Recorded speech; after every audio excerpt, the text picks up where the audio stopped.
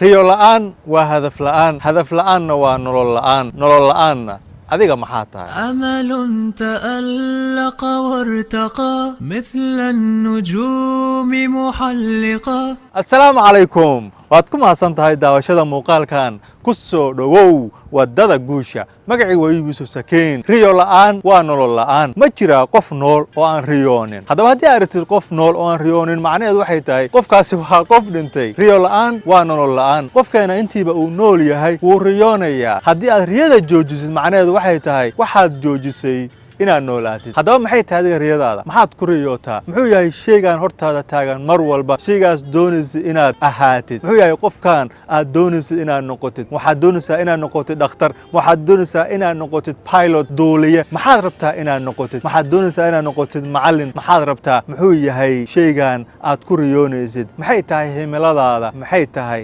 riyadaada? hadda waan ku maqlayaa waxaad leedahay sideen ayuu riyadeyda ku gaari karaa? sideen ku xaqiijin karaa riyadeyda? riyadaada waxaad ku xaqiijin kartaa 5 tallaabo. tallaabada koowaad, bixi qiimaha. wax kasta oo qiimo leh waxay leeyihiin qiimo u baahan in la bixiyo. saa darteeda riyadaada waxay u baahan tahay inaad qiimaheeda bixisid.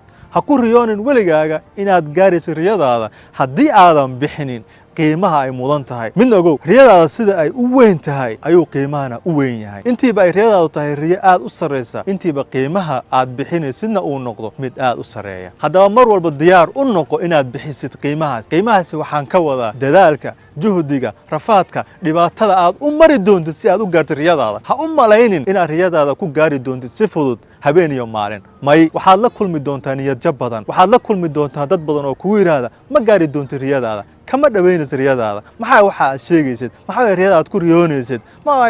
yaa noqon kara waxaasi? yaa gaari kara meeshaasi? waxaas oo dhan waa la kulmi doontaa. niyad jab badan ayaad la kulmi doontaa. dad badan oo hoos ku dhigay ayaad la kulmi doontaa. rafaad badan ayaad la kulmi doontaa. balse waxaa la rabaa inaad waxaas oo dhan aad diyaar u noqotid oo aad bixisid qiimaha ay kaa mudan tahay riyadaada si aad u gaartid. diyaar u noqo oona hubkaaga iyo qalabkaaga u diyaarso si aad u bixisid qiimaha aad ku gaaraysid riyadaada. markaas oo aad diyaar u noqotid oo wax walba aad haysatid, hadda haddii aad la kulantid waxyaabahaas oo dhan waxba kuuma noqonayso, waayo markii horeba waxaad ahayd qof diyaar u ah inuu bixiyo qiimaha ay u baahan tahay si aad riyadaada uga dhawaysid, si aad riyadaada u gaartid. tallaabada labaad, lahow hadaf. waa inaad leedahay hadaf si aad uga dhawaysid riyadaada. haddii aadan hadaf lahayn marna ma gaari kartid waxa aad ku riyoonaysid, marna kaba dhawayn kartid, soo ma ahan. si aad uga dhawaysid riyadaada oo aad u xaqiijisid waxaad u baahan tahay inaad marka hore hadaf u dejisatid, hadaf u qoratid. hadafkaas oo aad ku qoranaysid waxa adiga aad doonaysid, waxa ay tahay himiladaada,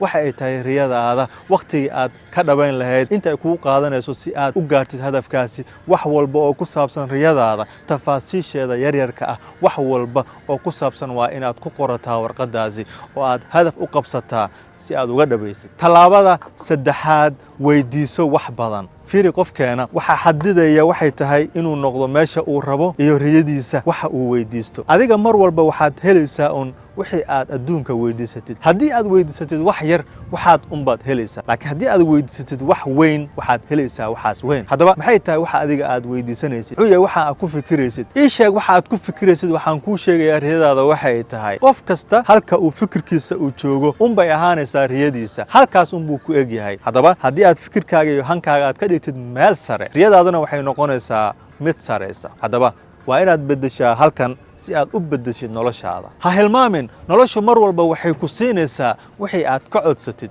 haddii aad ka codsatid wax weyn ayay ku siinaysaa. mar walba noloshu waxay fiirinaysaa halka uu ku eg yahay hankaaga, halka uu yahay, intaas unbayna ku siinaysaa. weydiiso nolosha wax badan si aad u heshid wax badan. tallaabada afaraad, waxbarasho joogto ah ku hay nafsadaada. si joogtaa wax u baro. mar walba wax cusub noloshaada ku dar. waa inaad wax cusub barataa mar walba. qaado koorsooyin cusub, baro luuqad aadan aqoonin, tag meel aadan hore u tegin, safar gal oo soo booqo meel aadan hore u tegin. mar walba aad noloshaada aad ku haysid waxbarasho joogto ah, mar walba aad samaysatid oo aad kasbatid xirfado cusub oo aadan hore u aqoonin, computer baro haddii aadan hore u aqoonin, mar walba oo aad u sii dhowaatid inaad ka dhawaysid riyadaada. waayo fiiri, waxbarashadu waa awood. mar walba wax baratid waxay noqonaysaa awooddaaduna mid sii korarta, soo ma ahan. riyadaadana markaasi waad u sii dhowaanaysaa, waadna ka dhabaynaysaa. ku hay nafsadaada mar walba waxbarasho joogto ah. waxaad damaano qaadaysaa guushaada. Tallaabada shanaad ka dhig noloshaada nolol isku dheelitiran. Noloshaadu waa inay noqotaa nolol isku jaango'an. Fiiri qofkeena haddii uu siiyo shaqada 90% oona uu siiyo qoyskiisa iyo reerkiisana uu siiyo 50